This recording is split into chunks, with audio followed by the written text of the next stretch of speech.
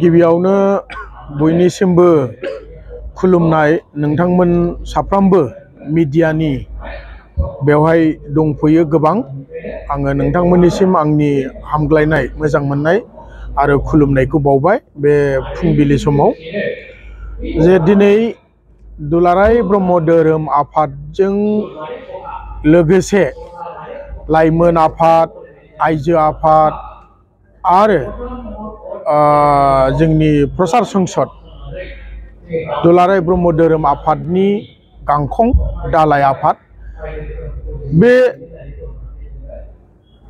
गुवाहाटीनि बाथौफुरि गोजौ फरायसालिनि गेलेग्रा फोथाराव 49थि बोसोरारि जथुम्मा जागासिनो दङ।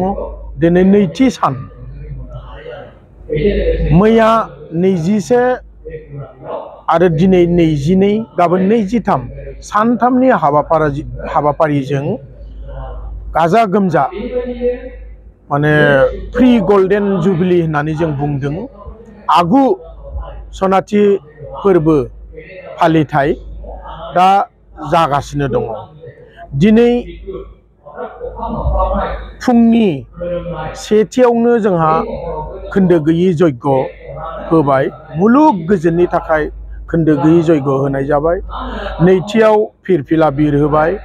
थामथि हाबाफारियाव जोंहा गुरुदेव कालीचरण आफानि मुसुखायाव बिबार बावबाय आरो दा शास्त्र बिसार सेथि खोन्दोनि सान्थौ बिजिरनाय जाहा सोलिगासिनो दङ।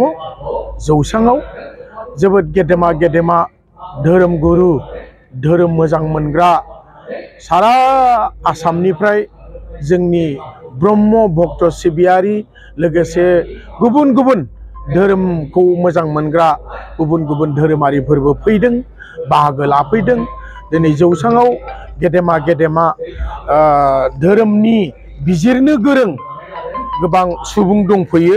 जोंनि लेंहरजानाय बायदियै हांख्रायजानाय बायदियै दंफैयो। दा बिथांमोननि बाहागो लानायाव दिनै जोंनि बे जौसाङा सायनासालिया समायफ्लेदों। गोबां भक्त आइमोन आफामोन दंफैयो। दा दिनैनि गेजेराव जोंहा डक्टर रनज पेगु सोलोंथाइ मन्त्रि आसामनि मिनिस्टार एडुकेशन बिथाङाबो फैगोन जोंनो खबर हरदों जोंनो मिथिहोहरदों। जोङो आसा खालामदों बिथांनि जोंनि दिनैनि बे नैथि साननि हाबाफारियाव फुंनि गावनि थिखानाय हाबाफारियाव बाहागो लाफैगोनखौ जों मिजिंथिदों। आरो गाबोन जोंहा गोबां आलासि फैगोन जेरै गाहाय अर्थात गिबि मन्त्रि डक्टर हिमन्त बिश्व शर्मा सारा गाहाय आलासि महरै बाहागो लाफैगोन गाबोननि गेवलां मेलाव। लोगोसे जोंहा बिटिआरनि चिफ प्रमद बर' साराबो बाहागो लाफैगोन। लोगोसेयैनो जोंहा नन्दिता गारलसा मिनिस्टार अफ आसाम जोंनि आसामनिनो मन्त्रि बिथाङाबो बाहागो लाफैगोनखौ जोंनो खबर हरदों। आरो उर्खावगोरा ब्रह्म सार बिथाङाबो बाहागो लाफैगोन। आरो पियुष हाजरिका बिथाङाबो बाहागो लाफैगोनखौ जोंनो रादाय होदोंमोन। आरोबाव अशोक सिंहाल बिथाङाबो मन्त्रि आसामनिनो बिथाङाबो गोख्रोङै बाहागो लाफैगोनखौ जोंनो खबर हरदों। दा बे हिसाबै जोंनि नैबे दुलाराय ब्रह्म धोरोम आफादनि 49थि बोसोरारि जथुम्माया जोबोद कालारफुल जागोन होननानै जोङो साननो हायो बुंनो हायो। आरो नैबे जोंनि जुथुमानि गेजेरजों जोङो दिनै जोंहा थान्दै जुथुम जागोन। बे थान्दै जुथुमाव थान्दै मेलाव जोङो गोबां थांखि लालायगोन। मैया जोङो मोनाबिलि समाव CWC जिरायबाय, अर्थात जोंनि मिरु मावफुं मेल जोङो सावराय मेलाव जोङो 13 जोङो थांखि लानो हादों।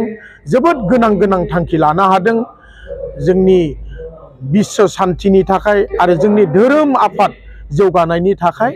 दा दिनैनि मोनाबिलिनि थान्दै जुथुमावबो जोङो जोबोद माने मेहेरगोनां सावरायनायनि गेजेरजों बयनिबो भक्त आइमोन आफामोन धोरोम सिबियारि बिथांमोननि बाहागो लानायनि गेजेरजों जोङो गोबां थांखि लानानै जोङो आफाद जौगानायजों लोगोसे धोरोम सिबिनाय बयखौबो शास्त्र माने गियान होनो हानाय आध्यात्मिक गियान जोङो जोंनि माहारिनि गेजेराव, जोंनि रायजो राजानि गेजेराव, मानसि माहारिनि गेजेराव जों सोनो हागोनखौ जों मिजिं थिदों।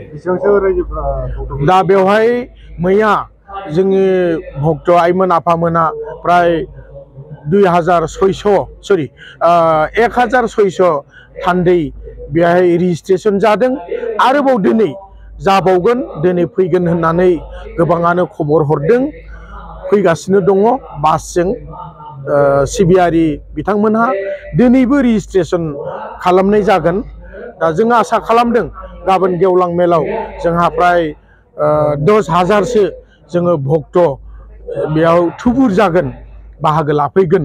जों बेखौ मिजिं थिदों, आसा थिदों।